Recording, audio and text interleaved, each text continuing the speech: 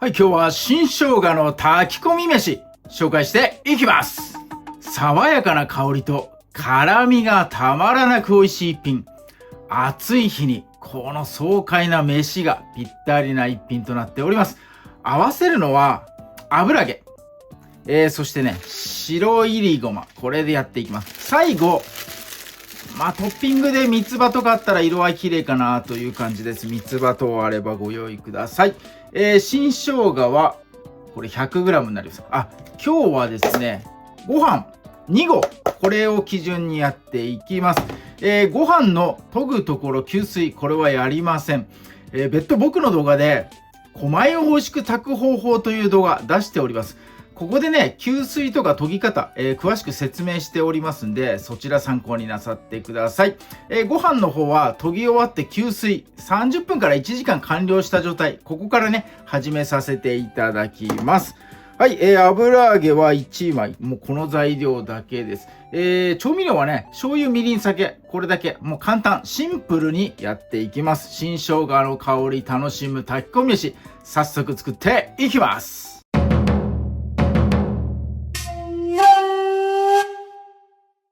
はい。では、新生姜切っていきます。いろんな形がありますので、ご自身でね、繊維のこの方向見極めてください。この生姜の場合、この向きですね。この向きと、こっちのコブはこの向き。ちょっとね、繊維の向きがこことここで変わってますんで、まずね、違うやつをこう切り分けちゃいましょうか。そして、この状態で包丁を入れていくと、これは繊維に沿った形になります。この繊維に沿った形からちょっと斜めに、繊維を斜めにこう断ち切るようなね、形でこう切っていってください。よいしょ。最終的にはね、千切り状にしたいので、これをね、さらに、細かく。はい、こんな感じですね。こんな感じの、千切り状ですね。はい、油揚げです。油揚げも、この新生姜のこいつ、この形に合わせて、細長くね、千切りに、してやってください。よいしょ。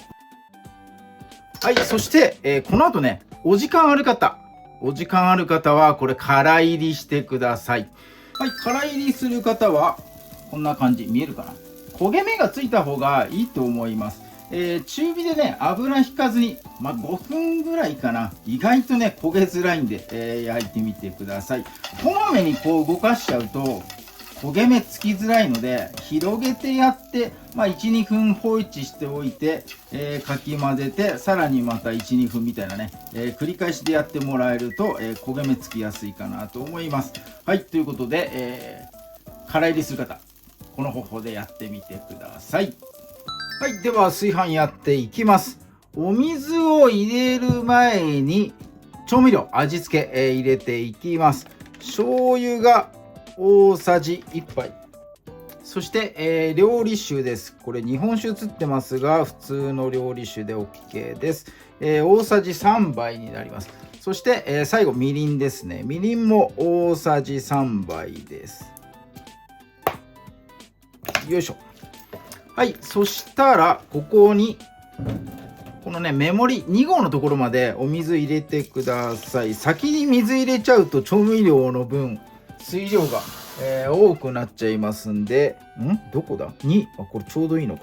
2だな、ちょうどいいな。よし、OK。よし。はい、そして、この油揚げと、新生姜刻んだやつね、上に乗せます。どさりと。ざっくり乗っけて OK です。なんか混ぜ込んだりとかね、しなくて OK です。はい、そしていりごま。よいしょ。お好みにもよりますが、目安はもう大さじ1杯分ぐらいどさっとね、乗せてもらえるといいかなと思います。はい、では炊飯器にお任せになります。はい、炊飯器のメニュー、炊き込みとかね、モードあるんですが、今回ね、急速。これでやってもらえるといいかなと思います。もう吸水してるのと、炊き込みご飯というほど具沢山ではないので、この普通炊飯とかでね、いいかなと思います。メニューで、どこだこれか。矢印。これですね。はい。これで、炊飯していきます。よいしょ。36分後、出来上がりを待ちます。はい。炊き上がり。ありがとうございます。炊飯器さんありがとうございます。じゃあね、混ぜていきましょう。炊いてる時にね、この新生姜のね、この香りがすごいしてくるの。この部屋の中に、このうまそうな香りが充満してね、もう待ちきれない気持ちですね。ちょっと醤油の下の方ね、焦げた感じがあるかな。はい、いい感じです。よいしょ、よいしょ、OK。はい、そしたら、よそっていきますよ。もういいね、この焦げたところね、いいね。うまそうだね。いいね。もりもりだね、もう。よいしょ。はい、よいしょ。こんな感じで。そして最後に、よいしょ。お忘れなく三つ葉乗せてやってください。彩りでね、いい感じです。はい、じゃあ早速炊き上がりいただいていきます。はい、では新生姜の炊き込みご飯、炊き込み飯ですね。こちら。油揚げと新生姜のね、感じがご飯に溶け込んで、時折こうごまがチラチラと姿を見せてる、そんな感じです。ここはちょっと焦げがついてうまそうだな。よいしょ。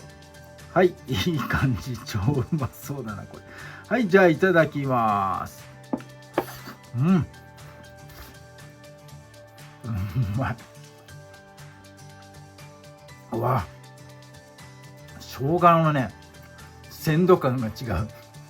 なんかすごくフレッシュ。めっちゃうまい。生姜がね、もう、はいはいはい、生姜ですって言ってる感じ。すごいよ、これ。うまっ。めっちゃうまいな。